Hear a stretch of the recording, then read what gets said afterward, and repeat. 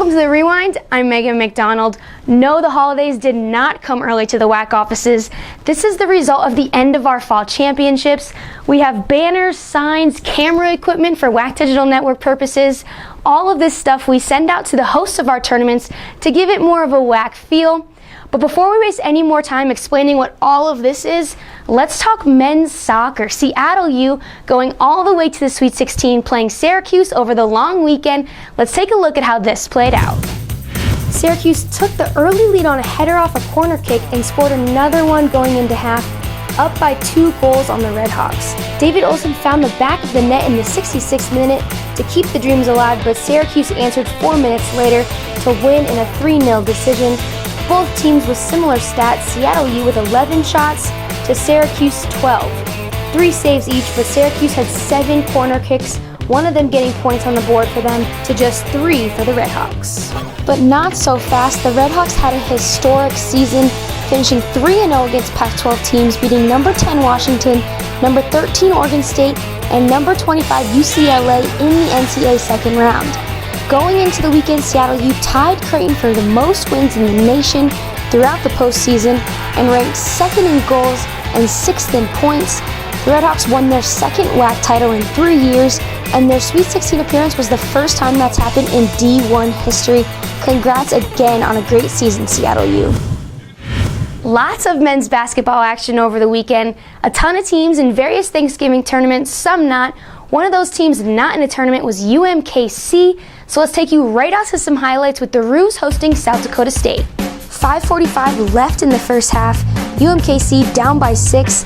Preseason Player of the Year Martez Harrison to Lavelle Boyd. Again, Harrison down the court doing it all by himself. Gets the layup and UMKC takes the lead 26-25. But the Roos go into halftime trailing by 1. Second half, Boyd kicks it out to Harrison. Harrison with the 3, and it's in. A couple minutes later, UMKC up by 3. Harrison on fire. He knows it. He had a season high 25 points. Check him out, and one more time, Harrison lobs it to Deshaun King for the alley-oop.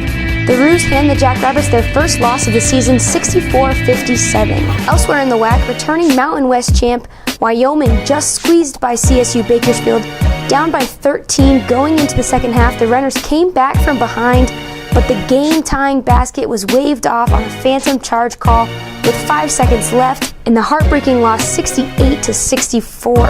New Mexico State traveled to Air Force, where the Aggies out-rebounded the Falcons 46-29, but committed 19 turnovers to Air Force's 7 in the OT loss, with a final score of 66-64. Moving right along to women's basketball, a ton of action with them as well, as we are still in the non-conference portion of our schedule. A ton of teams in Thanksgiving tournaments, some not. Let's take a look at what happened over the weekend. Seattle U shot 46% from the field and 72% on free throws in the 78-69 win over Loyola Marymount. Ashlyn Louis scored a game-high 16 points. UTRGV played Big 12 TCU.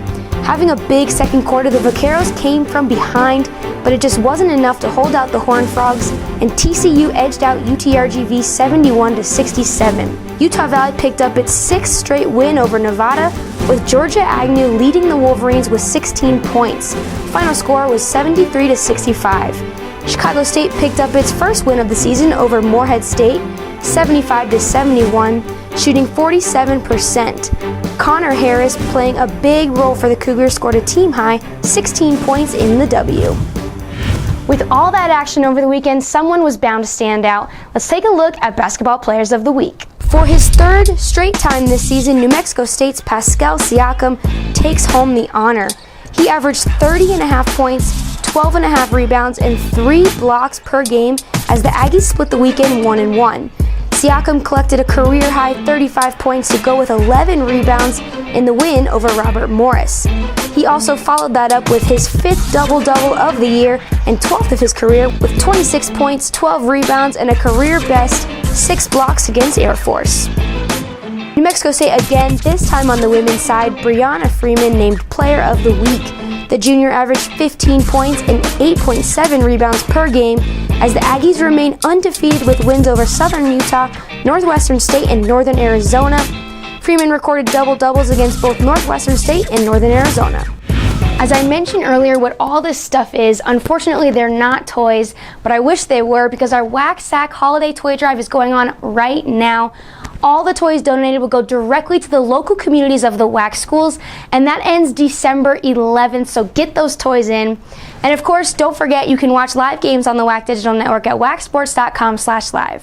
For more information, check us out at wacsports.com or follow us on Twitter and Facebook.